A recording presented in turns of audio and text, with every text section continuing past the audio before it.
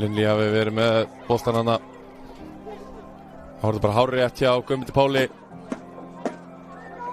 Stór ákvörðun hana að reka fyrirliða Þróttar út af. Lindley ætlar að taka þessa aukaspyrnu sjálf. Hvað gerir hún hér? Skotið í netinu. Frábærlega tekið hjá Lindley 2 og Keflavík komið í 1-0 hér í Laugardalnum. Vá, hvað þetta mikilvægt fyrir þær. Þróttur fær rautt spjald.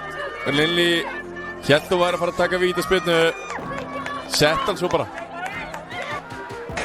1-3 möguleikar Nick Chamberlain á bekknum. Lindley inn á teginn, Alma Rósi færi, þetta gott skot en Íris Dögg verið þetta og Sandra fylgir eftir og að koma að Keflavík í 2-0.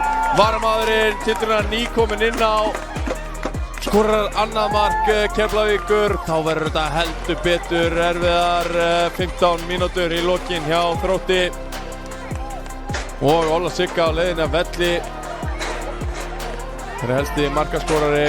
Hoppa sendingina á Lindley og tilraun á frábær markvarsla hjá Írisi Dögg en við